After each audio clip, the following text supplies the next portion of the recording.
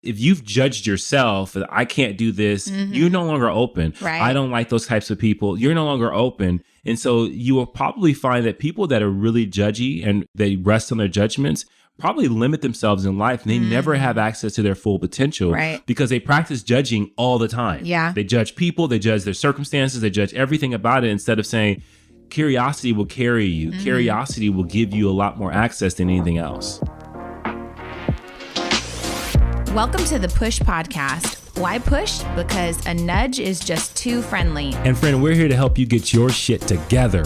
I'm Eddie. And I'm Janelle. And we're the Copelands. We've got 3 daughters, 2 businesses, a mortgage, and lots of responsibilities. So just like you, we're struggling to find that perfect balance of ambitious go-getter hustle while still staying present, loving our kids, and working on our relationship. And doing the laundry, going to the grocery store. Oh, and don't forget being mindful. Yeah, all of the stuff. So if you're juggling all the things, but you're also trying to get to the next level, guess what? You're in the right place. So get ready to be pushed. Hey friends, welcome back to the Push Podcast. I'm Janelle. And I'm Eddie. And this is episode number 29. Today, I would like to talk about being judgmental. With your judging ass. Yeah. So I think today's title is Stop Being So Damn Judgmental. Oh my God. With your judging ass. With your judging ass. And how your opinions of others are probably blocking you from blessings. Yeah. And how judgments can narrow your world completely. Completely. And you can be missing out on some very interesting and fantastic people. Right. But before we get into that. Well, wait a second. The reason why we're talking about this is because yesterday was my brother-in-law, Tony Untitled. Shout out to you. We love you so much. It was his birthday. Happy birthday. And let's start there just really quick. Yeah. So I wrote this post about Tony. So let me paint a picture for you guys. When my sister was 14, my little sister, we lived in Carson, grew up in the hood a little bit, and she starts liking this little thug gangster from down the street, Tone. Oh my God. Uh-huh. And it's like, okay, I'm going to let you outgrow this. And the thing is, she never outgrew him. Like they kept at it, you know, there was obviously ups and downs, but shout out to Jess and Tone because they proved everyone wrong. Yeah, and I got to absolutely. tell you, my little thug gangster brother-in-law is now one of the best fathers, most stand-up men. And I just completely adore him. So happy that he's a part of our life. He has brought so much laughter and great joy. And he's given me the best gift, which is my nephew, Logan. And that is a great place to start off with judgment, right? Absolutely. Whether you're listening and you're older and you've got a daughter that's bringing home some thug gangster, like that's judgment. So today we're going to be talking about your point system because I believe that being judgy is a natural human behavior, but how your point system is set up, because everybody has an internal point system, right? So we've talked about like the fuck bucks. You wake up every day, you only have a certain amount of fuck bucks, and how you choose to spend them is on you. I believe that your judgment system is like a point system too. So if you were to listen to this and let's say that you operate on a 1 through 10 point system with your judgments, and you're like, I'm going to give this person more points because I feel like they are reputable. I feel like they're professional. I feel like they're a good stand-up citizen in the country. I feel like, you know, whatever the case may be, I think that that point system comes from the fact that you're trying to test the waters to see what you can gain from that person possibly, what they can add as far as value to your life. And I'd like to use this episode to maybe reframe that your point system might be jacked up. Absolutely. And you might be, what if you're supposed to give out points based on how you can serve others versus how they can serve you? So we've got so much to talk about. Yeah, absolutely. And the thing is, and we talked about this before, or we've mentioned it before in our live events, that like frustration and then also judgment is the antidote is curiosity, right? And if you can move to a place of being curious about people and finding out, because going back to Tony, he has the biggest, largest, gigantic kindest heart. Kindest hearts on the planet. I the mean, most loyal person on the If planet. you tell Tony a story, he will start crying if it touches his heart. Absolutely. You guys, we took Tony to Soul Cycle for Eddie's birthday, and we had a really great instructor. And if you've ever been to Soul Cycle, it's like Peloton. Now we're on the Peloton train, but these instructors are world class. They're like a combination of therapists, motivational speakers, personal trainer, everything. And so it's life-changing. So we're there, we're in this hard-ass Soul Cycle class, and it's Tony's first time. It's hard. We're sweating our faces off. And the instructor was amazing that day. Yeah. We get to like the end of the ride, and she says, I want you to close your eyes. And we're climbing this hard-ass hill, standing up. She said, I want you to close your eyes, and I want you to think about the people that are most important to you. They're at the top of this mountain, and we got to get to them, and they're counting on you, and all of your love and energy has to push you through. And she was really motivating, right? And all I know is she said, and go. And we were supposed to like sprint up this really hard hill on the bike, on this stationary bike, by the way, to get to our family and loved ones. And my brother-in-law, Tony, goes, ah! And lets out this scream, starts pedaling his ass off, and starts crying. And it was so transformational for him. And it brought me so much joy to watch. Like, that's the kind of heart that Tony has. Absolutely. I'm sure he's listening to this right now crying. But he's not a softy like punk. No. He'll probably beat your ass, but he's a great guy. The thing you have to remember is what led him to a place where he was younger and he was with a certain group, is the same reason why he's such a great guy now. Like, there are certain things that your judgment won't allow you to see. And it is those attributes that lead people into the best direction for them or to down the wrong path. And it's his loyalty, it's his commitment to friendship, it's his commitment to family that had him in a situation where he was hanging with the wrong people. Yeah. But it's also what makes him so amazing now. And so I think as we go through this episode, I think we have to like investigate that. You know, when you get curious, you find out like these amazing things about people, but you also find out why they are in the best situation possible for themselves, or maybe why they may be struggling.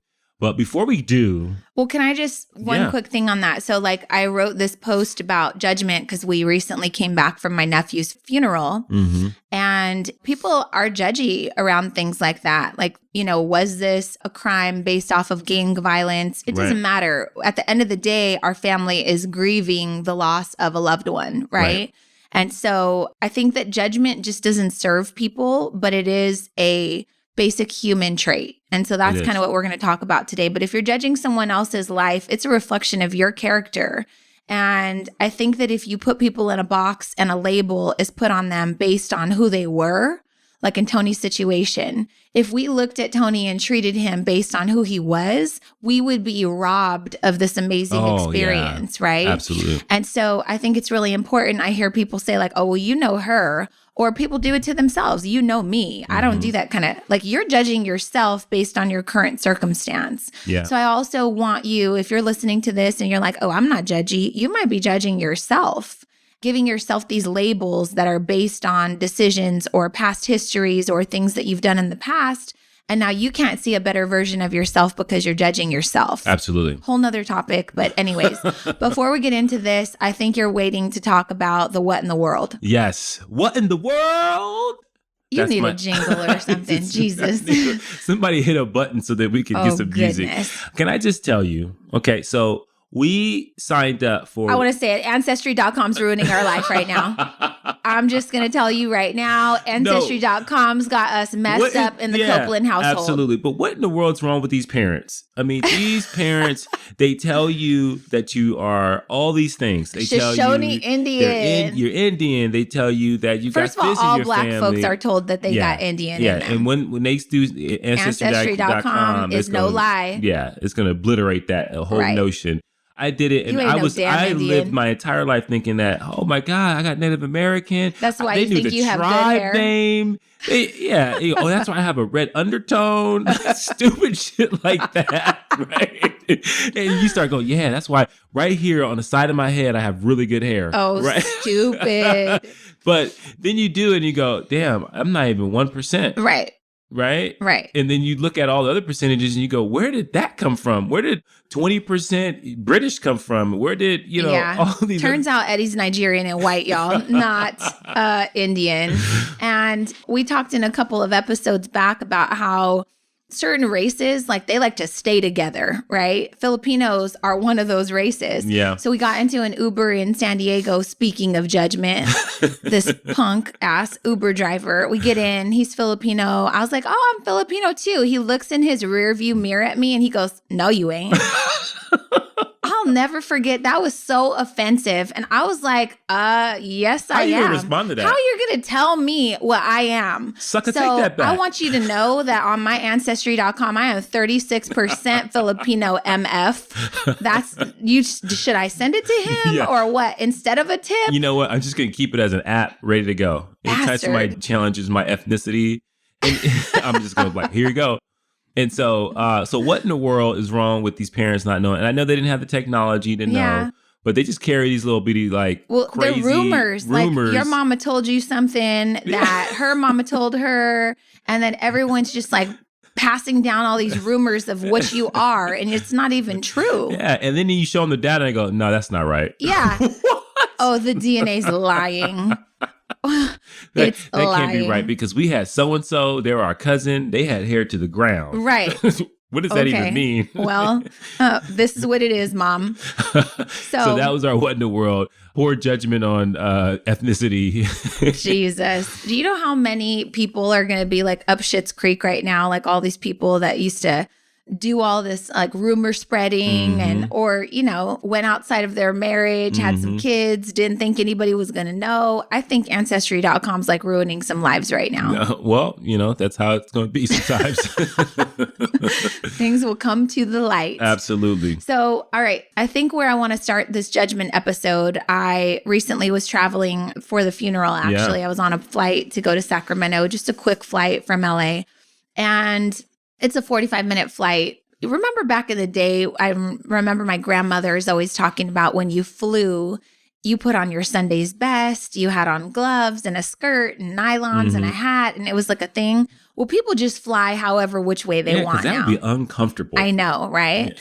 I think that you could meet people on airplanes that could really just change your whole perspective on life. Or you could sit by someone for 3 hours and they talk nonstop because you open up the can of worms and you go, how do I get this to stop? So we're going to do an episode on how do I get someone to stop sharing because I'm done. Gosh. Right? I was done after 30 minutes, but you went on for 3 hours. Oh my gosh. Continue, please. Sorry. All right. So, you get in line based on your boarding pass number or whatever. And I noticed this guy in line. He's younger. So I'm going to call him a kid, which makes me sound old because he's in his 20s. But notice this kid. I want to say that he's got on some like red shoes. I might be making that up. But in my mind, he had on red shoes, some really baggy jeans or jean shorts or some oversized shirt, maybe a hat. Just, typical kind of young, I don't want to say thug, but he was a person of color. Urban. Lighter. Yeah, urban. There you go, right? Yeah. So, and he's anymore. like going through his phone. Yeah. Listening to music so loud that I could hear it from his AirPods. That, like, to me, that drives me kind of nuts because I like my personal silent space, right? Yeah. So, painting this picture to let you know, like, to ask you, how would you be based on who you are, what your beliefs are, what kind of people you hang out with? How would you feel, if you got sat next to this person? So that's what happened. We boarded the plane separately. I like to go in the back of the plane because there's more space back there. So I go all the way to the very end and here's this kid in the back. And so I sit next to him. He's against the window. There's a seat in between us. And I say hi. He kind of like gives me like a little peace sign, hi, whatever. And he's got on his headphones and I can hear them. And I'm like, okay, lucky for me, I travel with earplugs. Yeah. So, I don't have to hear your personal music, right? And I'm not saying I was rude, he was rude, like nothing like this. Right. And I'm not, like, you'll understand, we are the least judgmental people you will ever meet in your life because our family comes from this. Like, our family is so mixed and diverse. Our just immediate family is so many different races. Like, when it comes to culture, like, we literally see no color lines, like nothing, right? So we could be around the most gangster thugs, not be like affected by that. And we can be around CNN reporters, which we'll talk about in a second, and not be affected by that either. Mm-hmm. So anyways, I sit next to him and I hadn't eaten because we're doing intermittent fasting. And then in the airport, things are kind of limited. So I got a cheese plate. I got some hummus and some pretzels. I've got some fruit, whatever. So I set it up and I'm eating and I feel like, God, I'm being kind of selfish. I should share. That's the empath in me, right? So I'm eating whatever. And then, because I'm not really eating that much during the morning hours, I'm full. So I sit there, I'm on my laptop. Now we're kind of into the flight. Oh, wait, back up. We took off and it was the day that it was really, really windy. And when we took off, it was crazy. I've never been on a flight where I've been kind of slightly frightened. Yeah. Because I just feel like if God didn't want me to get there, then hopefully I die quickly, whatever. I'm not caring too much about that. I know some people are really afraid to fly, not me. We take off and it was the bumpiest takeoff I've ever, I literally at one point was in the back. We were watching everyone's heads sway back and forth. Certain points, people were jumping out of their seats. I think it was more dramatic. Go, yeah, exactly. They were doing that on the plane. I think it was more dramatic because I was in the back and I could see it. Yeah. Versus if I was in the middle, it'd be like, I'm just in it. Right. So I'm painting this picture. He turns to me and he goes, dang. And I was like, holy shit. Like, this is, this is kind of a lot. So then we kind of, it was just a quick interaction. We go back. Now we're kind of smooth sailing. I've got my laptop. I'm doing some work. And he's just watching outside, doing whatever he's doing. And then so I kind of like put my food over on the counter. Like we were sharing the middle seat, the tray that folds down. So I kind of push my food over, make eye contact with him. I'm like, would you like some? And he takes out his headphone, one of his AirPods, and he says, are you sure? And I said, yeah, I'm full. Go ahead. And he goes, okay. So we start sharing, right? Yeah. And then I said, here, do you want some of this? And he goes, what's that? I said, it's hummus. And he goes, what's hummus? So I was like, bro, you don't know what hummus is? So I tell him, oh, it's chickpeas. He's like, oh, I'm cool. I'm like, no, try it. So I'm like helping him experience. We start talking about Mediterranean food, whatever. So he winds up, we're in conversation. This is what winds up happening. I say, by the way, I'm on a flight to go to a funeral that was just potentially caused by my nephew being involved in the wrong environment, whatever. Proud, yeah. Yeah. It was a killing, right? Mm-hmm. And then so I asked this kid, like, oh, well, what are you going? Are you going to visit people in SAC? And he goes, no, I'm going to work. And I said, oh, what do you do? And he said, I'm a project manager. I work for Amazon and I build and set up their warehouses. And I was like, oh, wow, that's amazing. I didn't really think that's a pretty great job. And he goes, yeah, it pays really well, but the trade-off is that I have to be away from my family. And I said, oh, do you have kids? And he said, yeah, I have a son. He shows me this picture of this beautiful kid. And then he's like, this is my girl. And we start talking about how it's kind of difficult when you're younger to have trust. I guess he is home for a week. He's, the greatest father and boyfriend that he could be. And then he's got to go away to build Amazon warehouses for an entire month. And so he was talking about how trust is kind of difficult. And I said, oh, well, I have a podcast and we did an episode on tips that could help you in relationships. And he goes, oh, wow. Okay. I'd like to listen to that. Long story short, you guys, we have about 30 minutes to kind of chat because we're halfway through the flight. And he was so smart and really trying to do the best that he could for his family. He said he was really good with money. He was really interested in kind of growing their wealth while he was young, early 20s, maybe 24 years old. Finally, we, exchanged names. I said, what's your name? I want to say he said that his name was Justin Ryan. He introduces himself, first and last name, puts his hand out to shake me. And I just have to tell you, my whole perspective was shifted by the time we got off of the plane. We wound up exchanging information. So shout out to you if you're listening. I think your last name is Ryan. And I just thought it was really great. So what I walked away with was thinking, I wonder how many people on this plane, if they would have sat next to him, would have started a conversation and walked away with everything he blessed me with. Yeah. He blessed me with the thought that, wow, this young guy is really providing for his family. He blessed me with the thought of, wow, he really cares about his relationship to where he's willing to invest time to listen to a podcast and get better at, being a partner.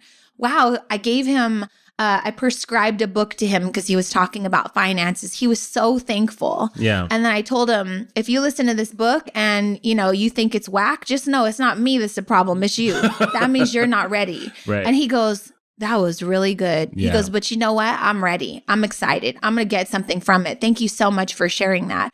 So I would have missed out on the blessing of watching a young person create his life and be excited about life. And we shared some Gary Vaynerchuk quotes, and it was just a really beautiful interaction. So I wanted to say thank you, but I wanted to start off this podcast kind of with that story to ask you, are you talking to people that don't look like you? Yeah. Are you trying to seek to understand? Are you trying to see what information they can provide that might reshape your perspective or your thoughts or your beliefs? And I think that's so important. Yeah, and I think it's important because if we look at the anatomy of judgment, right? The anatomy of judgment is that we use it to help consolidate the world. So we marginalize things so that we can accept it instead of it being this big, overwhelming thing that we know nothing about, which is actually kind of compartmentalizing, true, right? We try to compartmentalize people and we try to marginalize. For example, I think for familiarity too. Yeah, and we want things to fit in the world that we see and the perspective that we see. And so we use judgment to do that, not knowing and not understanding how narrow that makes things, right? And so you don't interact with people like that because you see this young person, you see that how they're dressed, you see how they walk, you see how they talk, and you think, I figured them out. Right. I know who they are, and that's not who I want to talk to. And I want to be clear, he didn't have like cornrows, he wasn't all tatted up, right? But even if I was the one that was tatted up. You couldn't see my arms, but I was the one that was tatted up. So I want you to be very clear on what picture we're painting here is that Eddie and I have things that we get judged on all the time. Do we? Oh my God, no, we don't. Yeah, I'm sure you're a leader for a large corporation. Yeah. People look at your tattoos, especially if they're older, and they're like, oh, this guy's a thug. What are these, prison tattoos?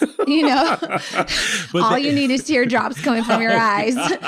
But that's a stereotype, right? Yeah, and the sad thing is that you have the wherewithal to say, okay, I can feel myself, and I'm not saying in this situation, but we have had many situations where we have really checked ourselves and saying, oh, wow, I think we're judging right now. Are we looking at this wrong? Could we be looking at this the wrong way? So that's curiosity. And then we start the process of saying, okay, we need to find out more about this. Right. Because obviously we haven't figured out the world. We don't know everyone, and we don't want to miss out on special moments because of the fact that we went with our first judgment that was wrong. Because all judgment in a sense is wrong because you're assuming, you're generalizing. Yeah. Right? You're thinking, because I've interacted with these types of people in the past or these types of situations, I think I know this one. Right. So just kind of ask yourself, like, as you're walking about your life, you go to the grocery store, you go to the gas station, you go to the car wash, do you sit next to people that look like you?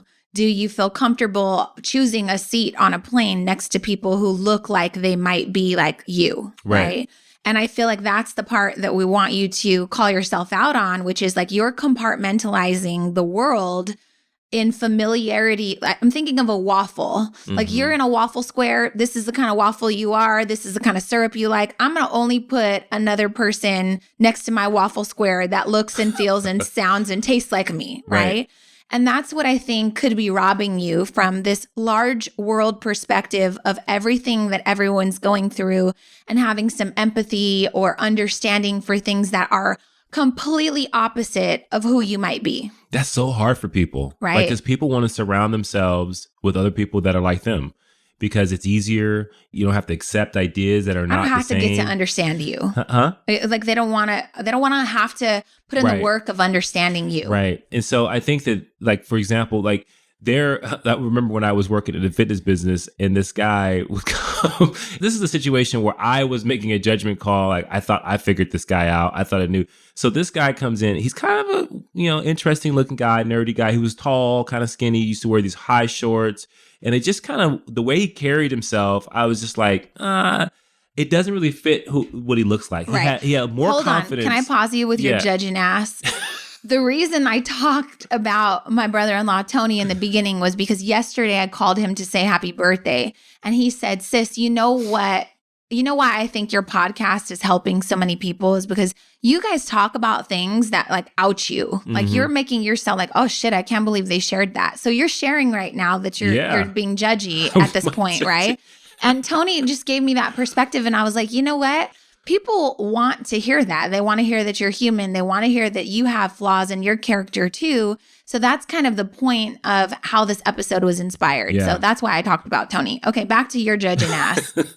Yeah, so this guy comes in and I'm thinking to myself, wow. So what does he look like again? Like paint a picture. He's lost hair. Like he's only got, when they have the ring Are you around. gonna say his name? I think his name is Guillermo. Okay. Right? I don't know why I remember his name, but I remember his name probably because I got him all wrong. Oh, right. And so he's like lost hair. You could tell he's a little older. And he just had more confidence than he should have. Right? It's just like, okay. But he was Hispanic. He was a Hispanic guy. And so the way he was carrying himself, I was just like, okay, yeah, you're kind of a, not arrogant, but very confident. You're like too much. And I was like, so paint a picture though. He's coming into 24-hour fitness. Yeah, 24-hour fitness. Where do you see him? How do you interact with him? I help him out. He gets started with the gym. And so he's just like, yeah, I want to get started. Just whatever it is. Just if you guys could see Eddie's hands, they're all over the place. So, he's like busy. So he's just a lot. He's just a lot, right? Okay. And so it gets started. And so he becomes a member. He comes in all the time. He come and play basketball. Your hands are still all over. Yeah, I know. He comes to play basketball all the time. And he would always like, when he go into the basketball court, he's always like starting the team. Hey, you want to play? Hey, you want to play? Pointing at people. Pointing to play. And so taking the lead, right? And I was just Is he short? I feel like he's tall. Short. Oh, okay. He's tall. So he's probably 6'1". I was picturing like a short little he was Mexican 6'1". guy. He was a taller guy. Okay. So but older, just a little too much. Yeah, a little too much. So as kind of the months go by, and that was the beauty about being in fitness is that you got to know people over a long time. Mm-hmm. And then he would come in all of a sudden and he brought this like younger lady. And I was like, oh, wow, this is an attractive young lady. You said she was a hot young girlfriend. Young girlfriend. And I was like. You were like, how'd you get her? I was like, what is happening here, right? So you're just judging everything, right? I'm just like, what is happening here? You do that like, all the time. Not you, but people. Oh, yeah. I'm like, what is happening here? Mm-hmm. I'm like, that doesn't even work. Okay, she looks like she's probably She's way out of his league. Yeah, I'm like, this is ridiculous. Okay. So long story short, I get to like talk to him. I'm like, hey, so, what do you do? He goes, oh, yeah, I'm a business owner. And he's just telling me all these stories about like how he's grown his business, how his business does well. And then he wasn't bragging, but he was just like, yeah, talking about some of the things that he's done and where he's all his experiences and travels. And so I'm like, wow, this guy's got money. So he turns out to be a gazillionaire. So it turns out he's a gazillionaire, right? Has a gigantic house in the hills. And yes, he has all of the things you're striving for. and like, I'm like, oh, that's where the confidence comes from. Mm-hmm. That's where the leadership comes from. Mm. And I didn't know it then because I don't think I was very enlightened about the situation. Right. But I didn't rest on my judgment. I didn't think, oh, I know who this person is. He's a nerdy guy and he's kind of cocky. He shouldn't be, right? I started asking questions and I started to get to know him a little bit. And I found out, okay, all these attributes that I was open enough to see, they led to the fact that he is leading his organization. He was the CEO of his company. And obviously that has attraction power. So he was able to attract, because men are very different than women, right? Yeah. Women are not always attracted by looks. Men mostly are. Yeah, we like power, humor. Power and humor. And so like you see someone that has experience. He's walking in the gym. He's not very good at basketball, but he's like, you want to play? You want to play? You want to get in my team? All right, I'm picking the teams. I'm making teams. Why do women do that? We're like, oh, he's hot. Then he goes out there and he's like, you're standing there hot as hell with all your muscles and you're just standing there. People are like, oh, I don't pick him. I pick him. Yeah, it's like, oh my God. But that's what what judgment does. And so I say that to say how wrong I was and how I didn't understand. But let's just say I rested on my judgment and I just kind of didn't talk to him. I thought I figured him out and I didn't learn about some of his life. And, I talked to him and he happens to be known in his industry across the board. And like friends of ours knew who he was because they're in a similar industry. Wow. And so it's a powerful thing when you like get to know people and you get to understand who they are. You would have missed out on that. Absolutely. Yeah. So I think we're just sharing judgments today, right? So there's a woman that works she works with you. Yeah. And we were on a road trip the other day. So Eddie keeps telling me about this woman who works with him. She's a young girl. Like, how old would you say she is? not 30, like No. 20, early 20s, 20-ish. maybe. Yeah, yeah. Let's call her 25, right? Yeah. And I don't really know what she looks like, but Eddie keeps talking about her. He keeps playing this music in his car. And every time I get in, it like has a good beat, but it's not familiar. I'm like, what is this? And he's like, this is one of my employees. You know, her name is Samir. So shout out to Samir. And I was like, wait, she works at your company? Like, this is weird. You know, she's really talented. So I go to her Instagram. And I mean, let me find her Instagram so I can tell you guys to follow her. She's got over 100,000 followers. Yeah. And I'm like, holy shit, right? So I follow her. She's got a girlfriend. She's got a shaved head. She like doesn't look like who you think you're picturing when you're listening to the music, right? Right. So I scroll through her feed real quick and I'm like, oh, wow. Like, it's just interesting to me. So I think we approach life from a place of curiosity, not a place of familiarity, right? So we probably on the exterior don't look like we have a lot in common, but it turns out she's a huge listener of our podcast. It turns out she's going through things in life that she's finding, you know, that are helping her from our podcast. And obviously we're going through those same things too. So the commonalities start to... She's into personal development and growth and is looking for... She's like our soul sister, right? Next thing that she's trying to work on. And I think that what's so powerful is that she works in a basic common job that I would say, and she has extraordinary abilities. And I think she has an extraordinary life outside of her common ass job. Yeah, absolutely. Which I think is great. So think of all the people that may interact with her at this place of business and just kind of like write her off like, oh yeah, she kind of gave good service, or maybe she did, whatever the case may be. It was like a whatever interaction on a Tuesday. But this woman's creating this empire. She's like probably going to be heard on the radio at some point soon, could be receiving the next Grammy. Like, you just don't know. Absolutely. So anyways, I saw her yesterday because I went to have lunch with you. It was my first time meeting her. She knows me from the podcast only. I know her only from listening to her music in the car. And, you know, recently started following her on Instagram. I got to tell you, she came up to me and gave me one of the best hugs I've ever had in my life.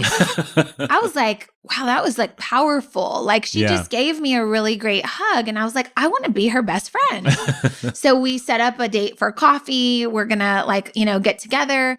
And I like, that's kind of what we're talking to you about today is like, who do you write off? Who do you not pay attention to in your interactions throughout the day? It could be a coworker that you have no clue what their story is. It could be someone you went to school with back in the day and you've put a label on them because they used to be a gossiper in high school. Well, guess what? That girl's running a freaking empire now.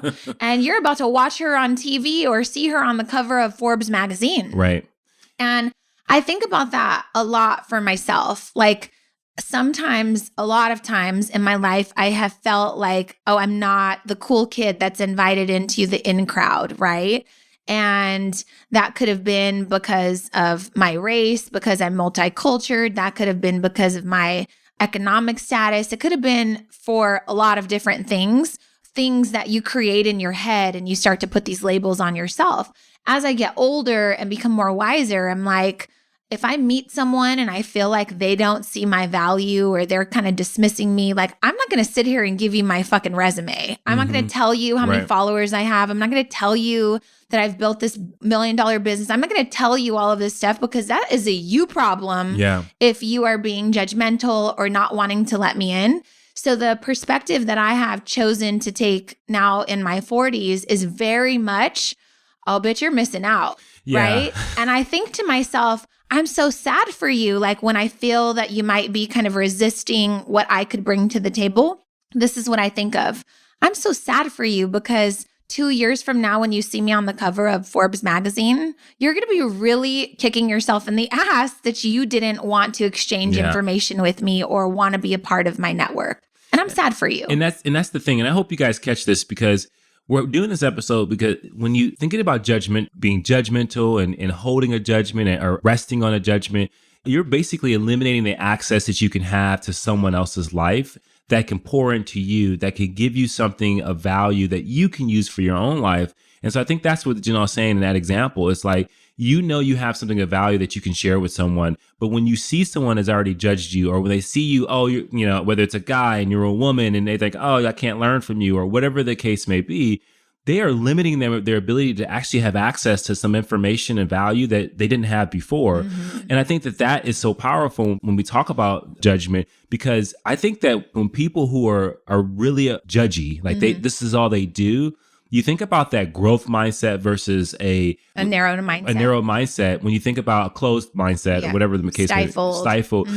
I think that that's where it's rooted from, because if you've judged yourself that I can't do this, you're no longer open. Right. I don't like those types of people. You're no longer open. And so you will probably find that people that are really judgy and they rest on their judgments probably limit themselves in life, and they never have access to their full potential, because they practice judging all the time. Yeah. They judge people, they judge their circumstances, they judge everything about it, instead of saying, curiosity will carry you. Curiosity will give you a lot more access than anything else. Yeah. Like we share this story, or I share this analogy with our students all the time. Like my dream car is like a Range Rover, a big truck Range Rover, right? I want a red one. Yeah. And so if I pull up next to someone, let's say it's like I'm at a red light and some really hot chick that looks super successful with the most amazing hair pulls up in my dream car.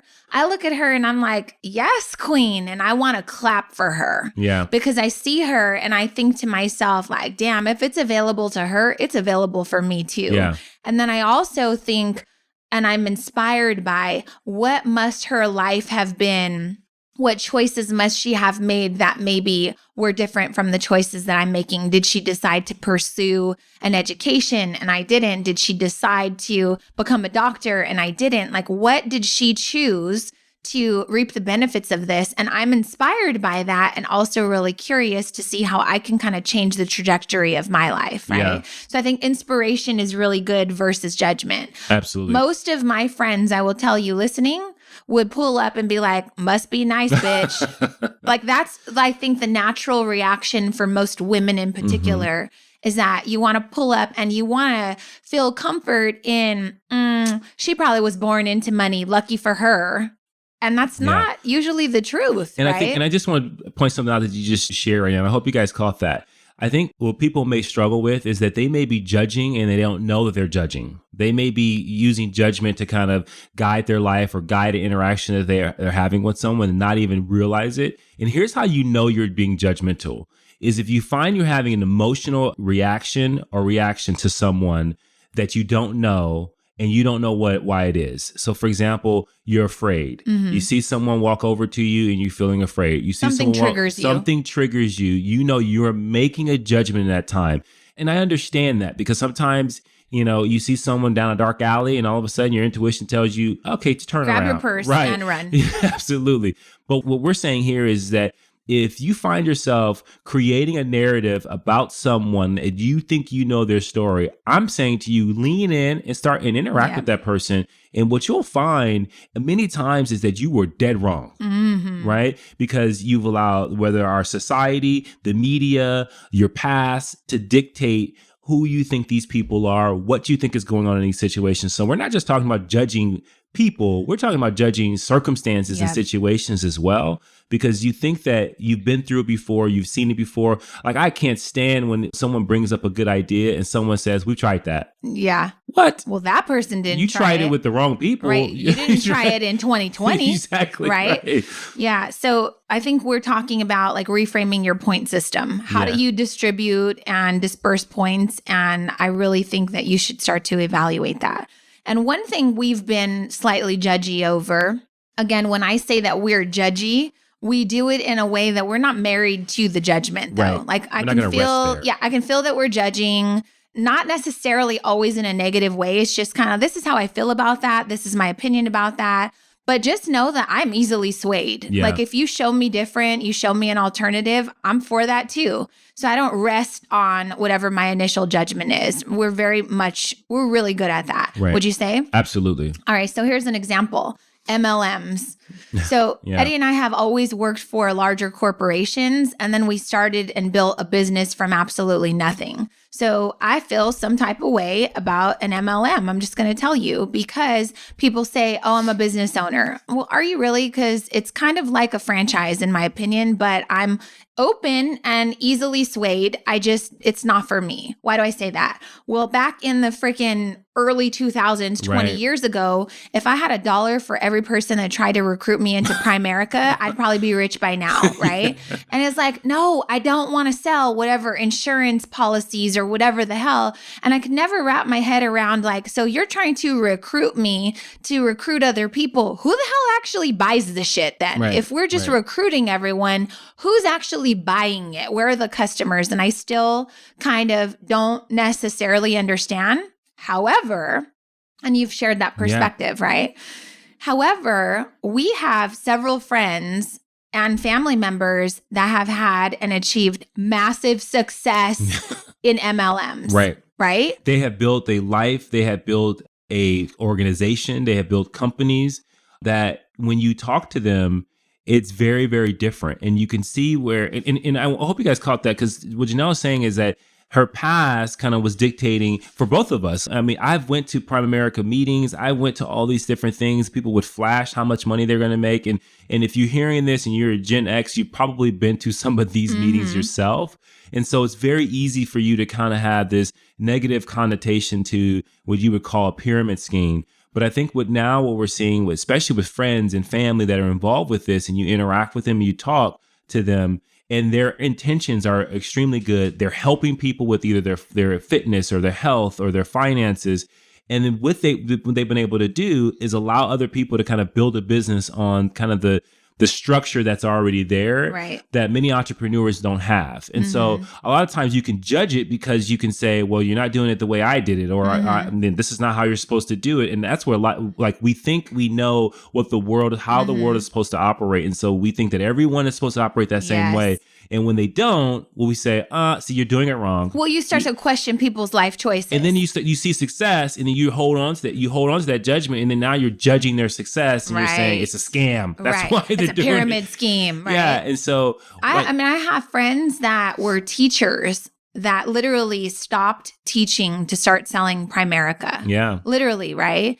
And you start off struggling. So I've seen the struggle side of it, but interesting enough, I have an uncle and an aunt, like by marriage, that I guess have been in Primerica since the early 80s, right? So I was visiting a friend in Canada, and we stayed at her father-in-law's house, and apparently he was a big guy, like super high up in Primerica. So I said, oh, I have an aunt and an uncle that are, I guess, they've been in Primerica for a long time. And he goes, who are they? I know everyone.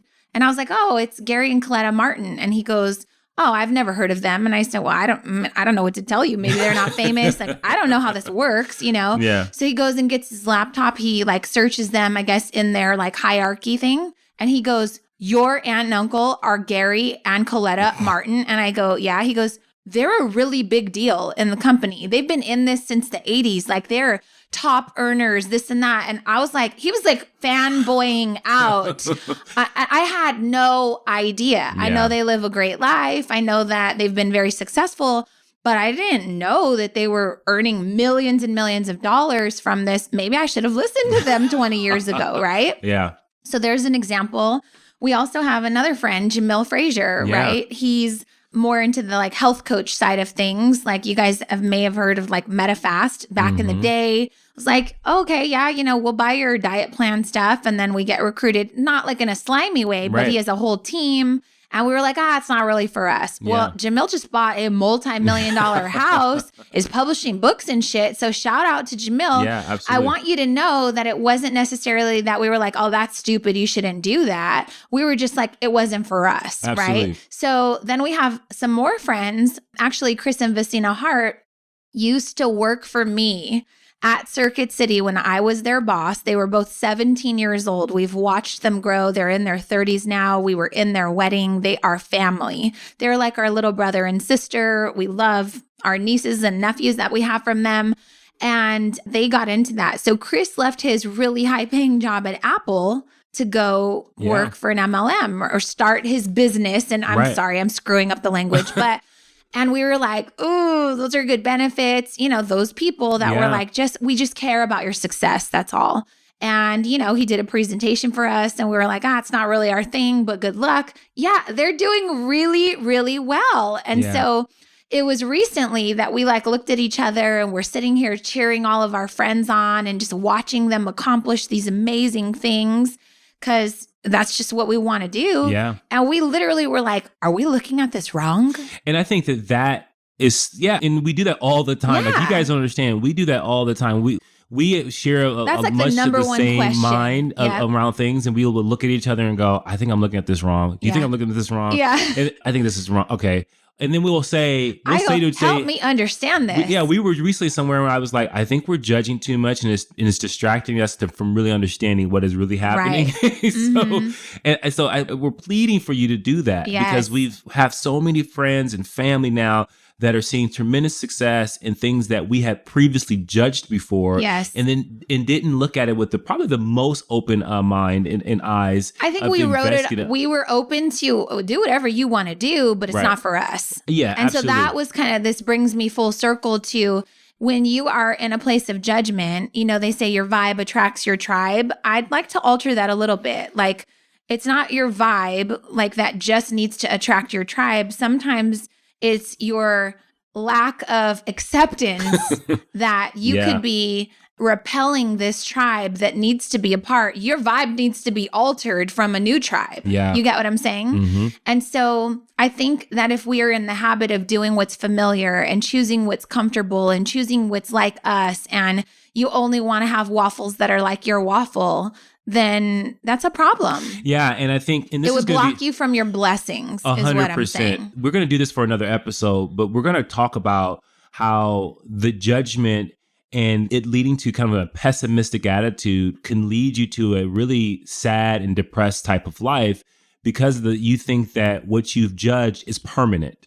You think, even if, and here's the case, you may judge something correctly, but it doesn't mean it's always going to be that way. Right. You may judge a person, you made Tony one way, 5-10 years later, he's an entirely different person, right? But did you rest on that judgment? Right. Or did you leave yourself open to the fact that whatever you judge can change right before your eyes? Yes. Right? And so I hope that you guys are in your cars or you're on the treadmill, in your headphones, and you're thinking about, what are you currently judging in your life right now that you're thinking is going to stay that way, even if you're right?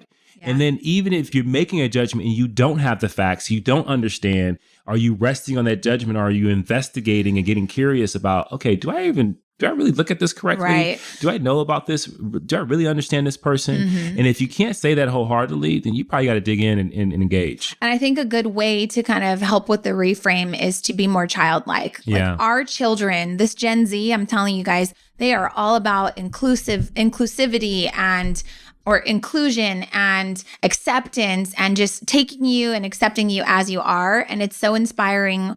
I feel like we've raised them to be like that, but they are taking it to a whole nother level.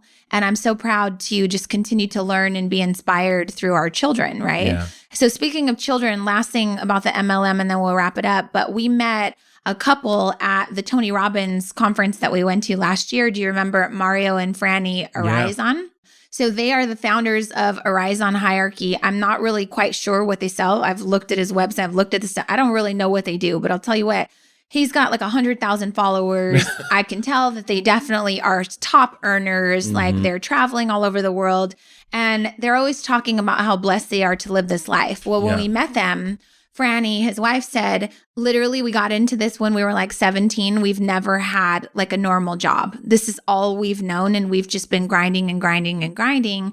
And now I want to say they're maybe early 30s. And holy shit, if they're not living this amazing life, I think because when you're 17, you don't know better. Yeah. You're just like, okay, I'll try it out with no judgment. Yep. So I want to leave you with that. Can you move about your life with less judgment and be more childlike? Can you live in a place of curiosity versus judgment? Can you reestablish your point system and the distribution in which you're distributing points to people based off of your judgments? I think that if you can learn to alter that and slightly change your perspective, your whole world could open up and there's more possibilities that could just open up and flood through your life. And before we go, because you told me about this story and you mentioned it earlier in the podcast that you were going to talk about like someone being a CNN reporter. Oh, okay. How are we looking on time? Do we have time for this? Yes, we have like 5 minutes. Okay, so really quick. I go to Mexico with my new sister-in-law. My brother and her are going to get married. Shout out to Christina Farr. She's a reporter for CNN. She's got all these smart friends. They were lovely. They work for Bloomberg. They've done TED Talks, very successful, writing books. We're going to have Sarah Fryer, who wrote a recent book that's getting ready to come out on Instagram and how it's changed the whole world. And so anyways, we spend the weekend with them in Mexico, get to know them. Super amazing people. Can't wait to hang out with them in May for the wedding. Fast forward, we're in WhatsApp and we're all communicating because we had been out of the country. And one of the girls who's a reporter, her name's Lillian Wang. I think she might work for CNN. I don't know. She's a big... maybe MSNBC? Oh, MSNBC. There you go. She's a big fucking deal, right? So Lillian Wang, she's Asian. She lands, we all say goodbye in Cabo, and then we get on planes. She lands in San Francisco or Sacramento. I think it was San Francisco. And she comes into the WhatsApp and it's like, holy fuck, this Uber driver just told me I couldn't get in his Uber because I look like I might have the coronavirus. And she was so pissed, right? My God. Talk about judgment. Like, y'all are going crazy over this coronavirus thing right now. And I think we'll have my sister-in-law, Chrissy Farr, come on because she's in the tech and health industry for CNN and she can kind of help shed some light. Anyways, how messed up, right? Yeah. If that's your friend that texts you that they just got stereotyped and discriminated against, you're pissed, right?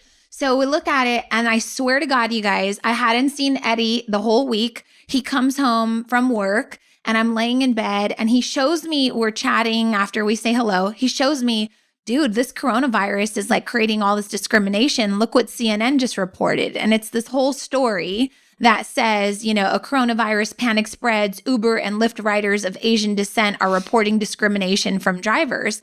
And so it says on CNBC, it says Lillian Wang was told by a Lyft driver who picked her up from San Francisco's airport that he refused rides from people with Asian sounding names, right? So I look at this CNBC report that was published 3 minutes prior, and it's my freaking sister-in-law, Christina Farr, who works for CNBC, and it's Lillian Wang, who I had just vacationed with, who literally took it upon themselves to publish this article about discrimination around Asian people with the coronavirus.